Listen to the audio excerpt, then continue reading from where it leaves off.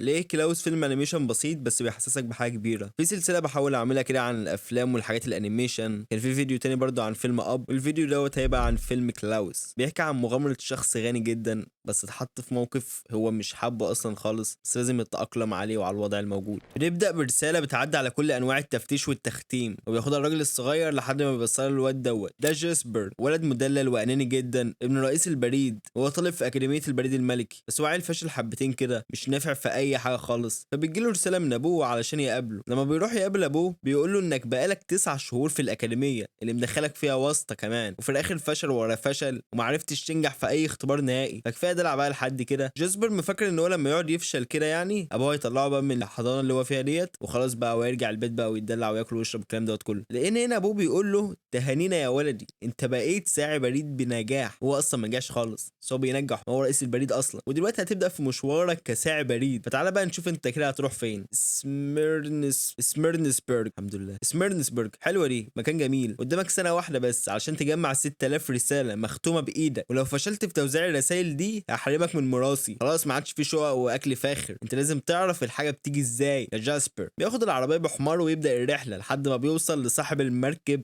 واللي بيبقى مستغرب جدا من ان في حد اصلا بيجي البلد ديت. جاسبر بيوصل سميرنسبرج ديت، المدينه المظلمه الكاحله جدا واللي فيها الاطفال شياطين والعواجيز رايه وسكينه. ايه ده؟ هنا هو بيستغرب علشان ما فيش اي حد قابله او عمل له حفله مثلا. فالراجل بيقول له لو انت عايز حد يقابلك فعلا رن الجرس دوت والناس هتجيلك دلوقتي. بيرن الجرس وبيطلع ناس كتير جدا. يعني ايه ده يا عم؟ ايه المنظر ده بجد والله؟ ايه ده؟ باختصار سميرنسبرج ديت هي مدينه فيها جزئين من الناس، الازرق والاحمر، ومفيش فيهم حد بيطيق التاني خالص، ويقعدوا يتشكلوا بقى كل يوم كتير جدا. فهي مدينه يعني مكان كله كراهيه بس، والناس متخاصمين والاطفال بيقعدوا يشكلوا طول الوقت. وانا بحس ان الفريق الازرق دوت جدي جدا وبارد عن الاحمر. الاحمر ده عبيط جدا وماشيين مع القطيع وخلاص. فجاسبر هنا بيهرب بعد فوضى كبيره جدا، فبيدخل المدرسه بس بيلاقي فيها سمك كتير. وهنا بنتعرف على الفا، البنت المز او اللي كانت يعني مزه، ما علينا. الفا مدرسه المفروض يعني، بس هي جت مكان من غير ارادتها اصلا، يعني تعيين اللي كلنا عارفينه دوت يعني. بس بما ان هي في مكان الاطفال ما بيجوش فيه المدرسه اصلا، فاضطرت تبيع السمك وتجمع فلوس عشان تهرب من البلد دي. فانت هتشتري سمك بقى ولا انت عايز ايه بالظبط؟ وبالمناسبه يعني في تخفيض على السمك لو انت عايز يعني. فالراجل بيجي ياخده علشان يوري له المكتب بتاعه، وفعيل رخم كده، هو اصلا شكله رخم وغتت كده من منظره بس كده. بيدخل بيلاقي فراخ. يعني ايه العبط ده بجد والله؟ يعني خدوا بالكم من الموضوع دوت. في المدرسه شفنا سمك واللي هو اكل يعني، وهنا في مكتب البوسطه شفنا فراخ اكل برضه. هنا الناس عايشه تاكل وتنام لحد ما بقوا شبه اللي مش عارف، بس مفيش طموحات خالص للناس اللي هنا، او على الاقل مش بيحاولوا يغيروا من نفسهم ومن البلد. نرجع لصاحبنا، هو دلوقتي هيضطر يتعايش مع البلد والظروف دي كلها. فبيبدا رحله في جامع الرسائل، بس هو اصلا في بلد محدش فيها بيطيق التاني، فمش هيلاقي رساله توحد ربنا حتى. فهو واقف بتيجي على وشه ورقه رسمه ولد، فبيقول له معلش بس يا عم ينفع تجيبها لي؟ استغل بقى الظرف هنا ويقول له بقى بص كده، انا هحطها في ظرف وبعدين انت تجيب لي جنيه علشان اختمها وتاخدها، ايه رايك بقى؟ بقول له بس انا معيش فلوس اصلا، يعني اجيب لك جنيه منين؟ يقول له يا ربي. ابوه بيقوم راح جاي بيقول له يا بابا بس ينفع تديله جنيه؟ كده بتقعد تجرؤ. انا مش عارف ايه اللي بيحصل ده بجد والله يعني. ما علينا. بعد يوم صعب جدا وكله كحرطه وتعب، فالخطه كالاتي: ادور في كل مكان في المدينه الغريبه دي. هو اسبوع واحد بس او اتنين يعني، عدي الوقت، فوت السنين، بعد قرن ازلي بنشوف الفشل الذريع على وش جاسبر، ولسه ما جمعش اي رساله خالص. البلد ما فيهاش اي حد تقريبا. الراجل بيجي فبيساله على بيت لسه ما راحوش، بيقولوا ده كوخ راجل نجار عايش هناك. هو طيب جدا وبيحب الزوار. بيروح لبيت الراجل ما بيلاقوش فبيدخل، بس الباب بيتقفل بطريقه غريبه جدا كده. الدنيا بتضلم وبيكمل لحد ما بيلاقي العاب كتير جدا، وبيوصل للشباك علشان يطلع منه، وبيروح وبنشوف راجل بفأس. الواد بيترعب بيرجع لورا يقع على الالعاب بتشتغل. الراجل هيجي ياكله دلوقتي. ويظهر كلاوس. عامه في موسيقى اشتغلت من فيلم سايكو دلوقتي هنا في المشهد دوت، واللي انا كنت اتكلمت عنه في فيديو يعني، بقى روح اتفرج عليه ماشي. نرجع ونشوف كلاوس بيطلع يجري، بيطير في الدنيا ويسيب الشنطه بتاعته اللي بتنزل منها رساله، الرسمه بتاعت الواد على الارض قدام كلاوس. نرجع لجاسبر بيلم هدومه وخلاص، انا تعبت انا همشي شكرا، مش عايز اي رساله ولا عايز اي حاجه. بيهرب بس بيلاقي كلاوس بياخده علشان يروحوا للواد بتاع الرسمه، وكلاوس بيديله لعبه فبيعدي من الكلاب بطريقه غريبه جدا كده، وبيدخل بس بيلاقي الراجل بيجري وراه. بيطلع كلاوس بياخده بيمسكه، والكلاب والراجل بيروح في المكان الغلط. فهنا الواد بيشوف اللعبه، واو ايه ده رابع.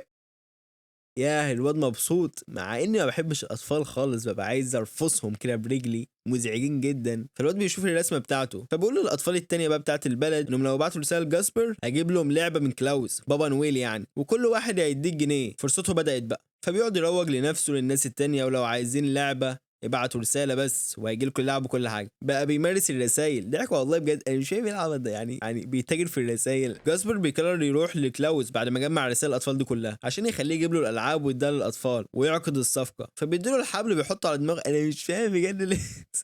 اقسم بالله ما طبيعي، مش طبيعي خالص المشهد دوت. بحكم ان كلاوس نجار يعني، فبيقعد يعمل حاجات للعصافير كده، ودي حاجه غريبه جدا. فبعد اقناع واحتيال كبير جدا بيوافق عليه، بس عشان في رمزيه او اشاره كده هو بيحس بيها، فبيقول ده قرار صح او غلط. فهنا التصالح بيبدا من طرف الاطفال الاول وبيقعدوا يلعبوا مع بعض، بس عيلتهم بيجوا وبيبعدوهم عن بعض. عامه الحته دي انا بعشقها بجد. بيودوا الاطفال دول المحكمه. يعني ايه الضحك ده بجد؟ هنا هم بيشرحوا فكره العداوه بطريقه ظريفه ولطيفه جدا بجد. فالواد بيسالهم اهم سؤال في الكون كله: ليه؟ واي؟ يعني ما ينفعش نلعب مع بعض؟ ليه خلاص الواد اتجنن خلاص. ليه ده بيقول ليه ازاي انت اتجننت؟ انا اسف نيابه عن ابني سامحني. ايه يا عم ايه العبط ده بجد والله؟ يعني مش فاهم التخلف ده. عامه انا بيعجبني جدا طريقتهم في شرح الكراهيه والعداوه دي باختصار كبير يعني، وما بينهم عداوه كبيره جدا. جاسبر بيقعد يوزع الالعاب على الاطفال لحد ما النهار بيطلع، بيلاقي طابور من الاطفال، بس بيجي بنت غريبه وهي من عائله مختلفه عن كل دول، من عائله سامي، وبتتكلم لغه غريبه اصلا وعايشين بعيد جدا عن البلد ديت. ولو خدتوا بالكم هي الشخص الوحيد اللي لابس الوان فعليا. الاطفال التانية الوانهم داكنه جدا، وده ليه علاقه برضو بشخصيه الطفله ديت، ان هي يعني ما عندهاش اي كراهيه اصلا، وهي ما تربتش على كده خالص. وغير كده هي مبسوطه وبتضحك طول الوقت. فبيبقى في اطفال ما بتعرفش تكتب اصلا، وبكده مش عارفوا يكتبوا رسائل، وكمان مش عارفوا ياخدوا الالعاب يعني. فبيودوهم لالفا، بس هي بتقول له انت عبيط، انا بقالي 5 سنين بجمع فلوس علشان امشي من البلد ديت، فهمت؟ مش ناقصه وجع دماغ انا بقى. فبيقول لها انت المفروض معلمه يعني وشاطره جدا. فهو علمهم بس وبيقنعها فعلا. الغريب هنا ان الاطفال مفكرين ان كلاوس هو اللي بيجيب لهم الالعاب البيت. الراجل التنين دوت ازاي اصلا هيدخل البيت ده يعني بكل ويتشقلب كل دوت؟ بس جاسبر بقى هو هنا اللي بيتمرمط وكل الحاجات دي. فبيجي على الواد الرخم دوت وما بيدلوش اللعبه، بيحط له حته فحمايه. بنروح عند الفا واللي بتضطر تعلمهم اي حاجه علشان يمشوا من غير وجع دماغ، وتقعد يابا تنظف السمك بتاعها. البت دي بتكتب اسمها الرياكشن بتاع الفا جامد فشخ، وتقول لها واو هو ده اسمي؟ بتقول له ايوه ده اسمك، شطوره جدا، روحي بقى امشي. بس كل الاطفال بقى بيبقوا عايزين يتعلموا ويكتبوا اساميهم، بس مفيش اي ورق ولا اقلام اصلا هيكتبوا فين. اكيد مش هيكتبوا على السبوره يعني، ولما يروحوا اصلا هيكتبوا فين كمان؟ فبتاخد من الفلوس اللي هي محوشاها علشان تمشي من البلد وتطور المدرسه بتاعتها، تجيب لهم ورق وقلم والكلام ده كله. نرجع نشوف الحصان خلاص تعب، ما عادش قادر يا جدع مع الوزن ده كله، فبيحاول يجيب غزاله من الغزال ده كله، بس ما بيعرفش. فكلوز بيجيب غزال كتير جدا لوحده. اليوم التاني عادي زي اي يوم، بس الواد الرخم بيجي يقول له ان اللعبه بتاعتي ما وصلتش وبتحط لي مكانها في حمايه كل يوم. بيقول له عشان انت مشاغب. يروح قدامه ويقول له اسمع يا رخم انت. كلاوس شايف الاطفال ماشي، واي طفل رخم غتت زيك كده مخادع ومشاغب ملوش لعب تمام، فانت لازم تبقى طفل شطور ومطيع. حرفيا جاسبر دوت معنى كلمه كاريزما. مش فاهم بجد. فالعيال لما بيعرفوا ان الاطفال المطيعين والشطورين دول بس هما اللي بياخدوا هدايا، بيقعدوا ينظفوا الاماكن ويقولوا شوفوا احنا شطورين قد ايه. يعني انت مثلا ممكن تقول لي طب ازاي يعني هو شايفهم يعني؟ طب هو ممكن يكتبوا خلاص من غير ما يعملوا اي حاجه حقيقيه فعلا. بص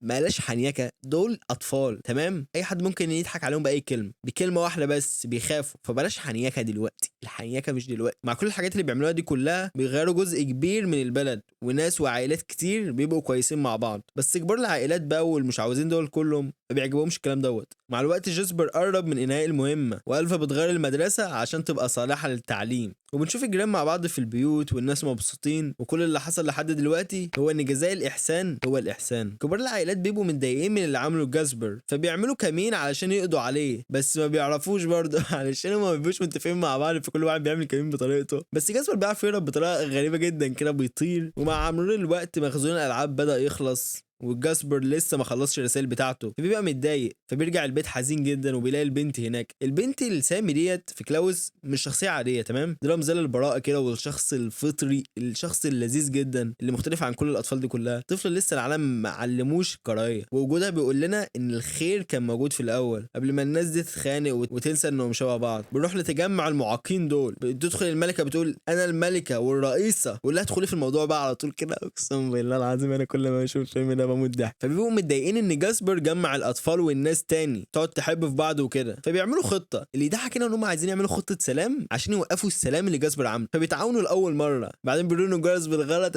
الله العظيم مش طبيعي المنظر ده بجد والله. بنروح لكلاوس وجاسبر، هو بيبقى عايز يشتغل ويعمل العاب كمان عشان الكريسماس قرب، وبالمره يخلص مهمه الرسائل بتاعته. فبيقول له كل حاجه موجوده اهوت، انا عملت لك كل حاجه، اعمل العاب يلا. انت ازاي ممكن تسيب الاطفال الكيوتين دول؟ لازم تعمل لهم العاب دلوقتي يا كلاوس. جاسبر بيشيل الغطا وبنشوف حاجه غريبه شويه، بيقول له اخرج بره دلوقتي. بعدين بيطلع زعلان جدا ومتضايق انه زعل كلاوس. فبيلاقي البنت عند البيت بتاعه اصلا مش فاهم منها اي حاجه خالص يعني. فبعدين بياخدها عند الفا المزه، بيروح بقى يقول لها ايه، بقول لك ايه معلش بس يعني انا جيت اخر الليل، بس انت تعرفي ايه ده؟ خلاص ادخل. بنشوف بقى المكان دافي والجمال والحلاوه، حاجات بسيطه جدا. جاسبر بيقرر يصنع الالعاب بنفسه بقى طالما كلاوس سابه، فكلاوس بيروح له ويصنع معاه الالعاب، وشغلهم بيتوسع وبيدوا اللعبه لطفله الامل. انا بعشق الفيلم ده بجد والله. هنا الاشرار بيشوفوا ان لسه شويه رسائل بس، وجاسبر يخلصهم ويمشي. بعدين بيقرروا بقى ان هم يعملوهم بنفسهم. نرجع لجاسبر وكلاوس وبنعرف شويه عن كلاوس كان في الاصل صانع العاب عايش لوحده في الغابه. حياته كانت بسيطه جدا وهاديه لحد ما قابل مراته وشاركها شغفه بقى وصناعه الالعاب للاطفال وكده، وكان هيخلفوا كمان، بس هي عيت وماتت. لما ماتت الحزن دمر كل حاجه جواه، فانعزل عن الناس، وقف صناعه اللعب وبقى شخص غامض الناس فاكرينه مخيف. لكن مع وصول الاطفال ورسائلهم الالم اتحول تدريجيا لعطاء، وكلاوس رجع يخلق الفرحه على وش الناس، ومن غير ما يحس اتحول لاسطوره سانتا كلوز، بابا نويل تقريبا حاجه. هنا كلاوس بيقول له احنا هنتوسع وهنعمل العاب كتير جدا زي ما هي كانت عايزه مراته يعني، ونبسط الاطفال كلها، بس هو اصلا خلاص قرب يخلص كل الرسائل، فهو ممكن ما يبقاش موجود. عامه كلاوس في شبه كبير جدا من ليه من فيلم اب في الماضي بتاعه فعلا وحياته مع مراته وكده. جاسبر بيدخل المدرسه ويلاقيها اتحولت تماما عن الاول، فبيستغرب وبيسالها ايه اللي حصل هنا. بتقول انها صرفت كل الفلوس اللي كانت محوشاها بس علشان المدرسه وشغفها. بتقول انا عمري ما هسيب المكان ده دلوقتي، انت غيرت المكان ده خالص، انت مش عارف انت عملت ايه اصلا، تعالى ما اوريك كده، تعالى ما اوريك. وبنشوف ان البلد خلاص اتحولت لمكان جميل جدا اتمنى انك تعيش فيه فعلا. اصلا المدينه في كلاوس كان مكان ميت، الناس كانت عايشه فيها على الكراهيه والانتقام، وكل جيل بيورث اللي بعده نفس الصراع برضه. لكن مع اول هديه، مع اول ابتسامه لطفل، العجله اتكسرت، اللعب دخل البيوت والقلوب بدات تلين، والبلد اتحولت من ساحه حرب صغيره لمكان فيه حياه ودفء كبير جدا. وبنشوف هنا الاشرار بيجهزوا رسائل عشان يبعتوها ويخلوا جاسبر يمشي، وجاسبر وكلاوس بيتوسعوا والناس بتيجي يشتغلوا معاهم، بس هو خلاص قرب انه يخلص مهمته ومش عارف يعمل ايه دلوقتي. هل يسيب تاثيره على الناس والبلد والاطفال وكل الحاجات الجميله دي كلها، ولا يرجع بقى للهدف الغريب اصلا اللي هو فيه كان عباره عن شيء مش اكتر؟ ومع الوقت بيقرب من الفا وبنشوفهم مبسوطين جدا، والباب بيخبط وبيطلع ابو جاسبر. فابو بيبقى متفاجئ جدا انه جمع 14000 رساله، بس امتى ده اصلا؟ جاسبر اصلا بيبقى متفاجئ جدا، بيقول له الرقم ده مش صح اصلا، اوعى تصدق الناس دي. بيقول له ازاي ده هم اللي قايلين لي على كده. وبعدين انا شفت الرسائل دي كلها، فبيقول له يلا نرجع البلد، الاتفاق اتفاق يا جاسبر. بيقول له ارجع البيت مع الخدم والفطار والسرير والغطا الحرير. كلاوس والفا اصلا وكل الناس شافوا ان جاسبر مخادع واستغلهم بس مش اكتر، بيحاول يصلح لهم المواضيع بس هم مش مصدقينه اصلا، فبيمشي مع ابوه. بس جاسبر بيبقى متضايق جدا انه ماشي، ابوه بيقعد قدامه، ايه يا عم انشيلوتي ده؟ النظرات الغريبه دي. البنت بتجري وراه عشان ترجعه. يا جدعان البنت دي تخليك تحب الفيلم اكتر واكتر بجد والله. بس بنشوف كلاوس اصلا ما مشاش وقاعد على الشط هناك كده، قاعد بيدلدل رجله في البحر. فبعدين بيقول لها خلاص انا اكتشفت ان انا لازم افضل قاعد في المكان الجميل دوت، هفضل قاعد فيه. بروح لكلاوس ويبقى في اكبر شحنه العاب، بيقول لهم خدوا الالعاب دي كلها بس ما تاذوش اي حد، انا هضحي بالالعاب مقابل كده. بس جاسبر بيجي يطير من فوق التل ويمسك الكيس ويقع، بس العربيه بترجع لورا، اقسم بالله المشهد ده بيموتني. فبعدين هم الاشرار بيجروا وراهم وكل واحد بياخد لوح تزلج، بس العجل دوت يعني ده عايز ايه بجد؟ بياخد بتاع من الولد الصغير ليه يعني؟ هيعمل بيها ايه ده؟ اقسم بالله الراجل ده عمل خرم كده في قانون الفيزياء. بس بعد مطارده طويله جدا وممتعه جدا بجد،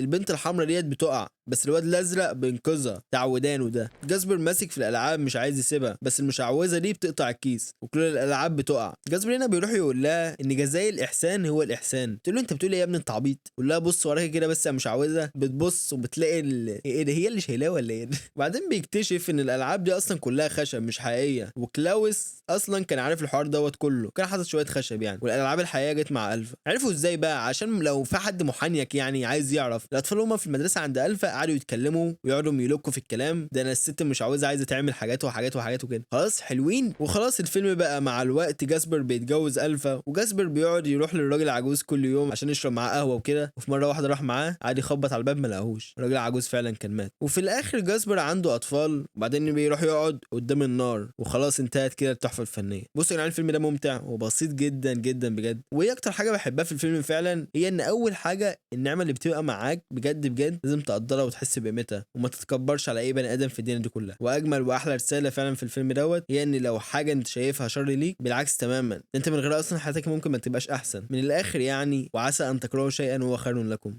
بس ولازم تعمل سبسكرايب بقى ماشي.